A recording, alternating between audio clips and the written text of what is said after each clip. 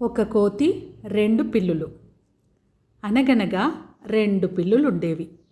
వాటికి ఒకరోజు ఒక రొట్టె దొరికింది.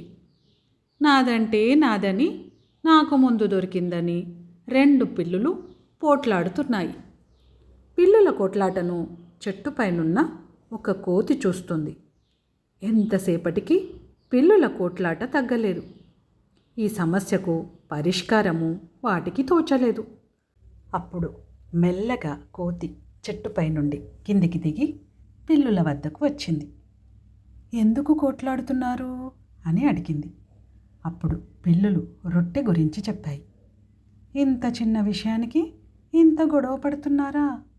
మీ సమస్యకి నేను పరిష్కారం చెబుతాను, చూడండి అన్నది కోతి. కోతి మాట ఆ పిల్లులకు నచ్చింది.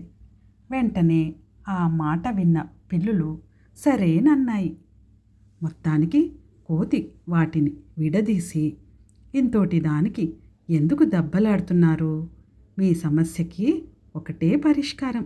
ఈ రొట్టె ముక్కని మీరు చెరిసగం పంచుకోండి. కావాలంటే మీ ఇద్దరికీ సమానంగా నేను పంచిపెడతాను అని చెప్పింది. కోతి మాట ఆ పిల్లులకు నచ్చింది. ఆ రొట్టె ముక్కను కోతికి అందజేశారు. కోతి ఆ ముక్కను రెండుగా చేసింది. అయ్యో, ఒక్క ముక్క పెద్దగా ఉంది, మీరు మళ్ళీ పోట్లాడుతారు అంటూ రొట్టె ముక్కను కొరికింది కోతి. ఇప్పుడు మరో ముక్క పెద్దగా ఉన్నది అంటూ వేరొక ముక్కను కొరికింది. ఈ ముక్క ఆ ముక్క పెద్దగా ఉన్నదంటూ రొట్టె మొత్తం తినేసి వెంటనే చెట్టుపైకెక్కి కూర్చుంది కోతి. అప్పుడు పాపం పిల్లులు రెండు బిక్క ముఖం వేసుకొని ఒకరి ముఖం ఒకరు చూసుకొని బాధపడ్డాయి. దొరికిన ఆహారం మనమే చేతులారా పోగొట్టుకున్నాము అనుకున్నాయి.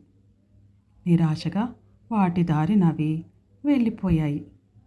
అందుకే పెద్దలు మనకెప్పుడు చెబుతూ ఉంటారు, ఇద్దరు పోట్లాడితే మూడోవాడు లాభపడతాడు అని.